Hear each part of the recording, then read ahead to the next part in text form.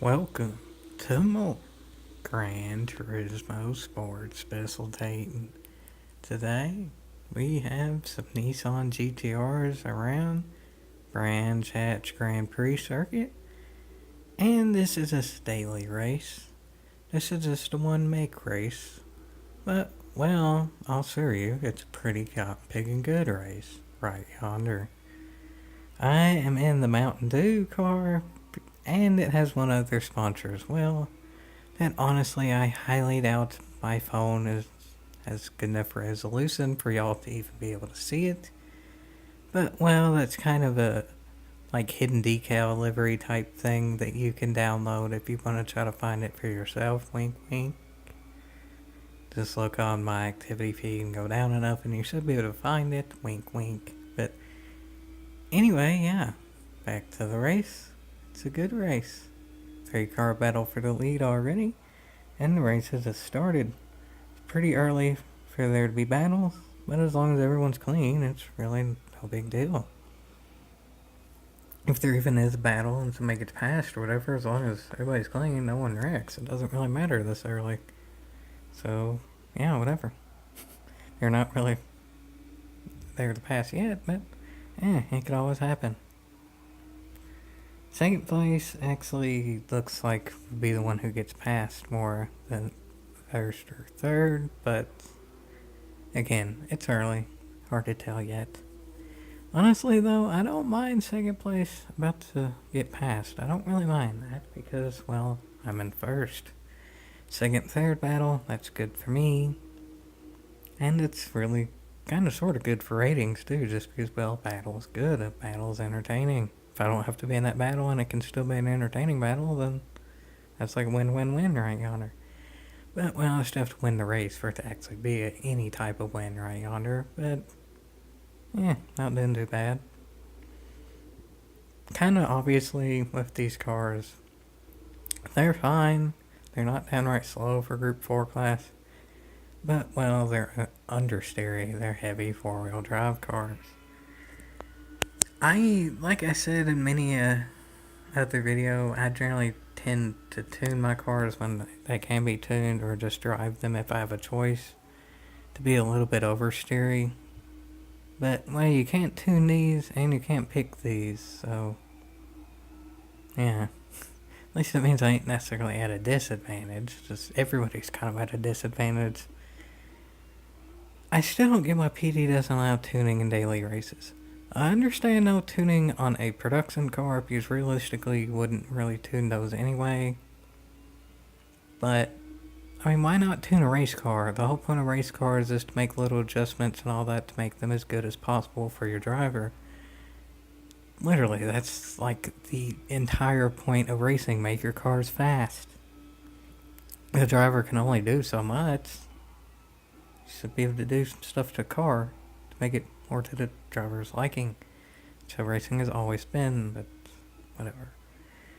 This race still ain't bad though, even with no tuning and no choice in cars. I don't necessarily mind one make race per daily races, especially now where the manufacturer and FIA really are daily races too, so really have 5 races a day. You can only do the FIA ones once, but still, they're long anyway, and realistically, I assume the majority of people who play this game probably don't do more than 5 a day anyway.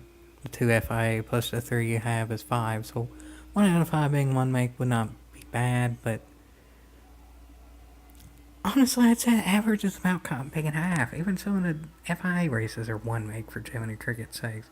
And I'm not even complaining about like a one make kart race just because those are so rare. One make kart race wouldn't even be that bad, really, because karts are just so sporadic anyway.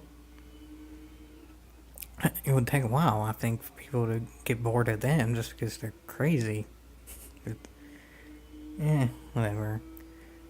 I'm complaining about that, but then yet this is one of the more competitive races that there's been in a while. There's been chaotic races pretty much throughout. They've all been chaotic in a way, but this has actually been one of the least chaotic races. It's been clean. No one's even really tried to pass yet. It's just been really close racing.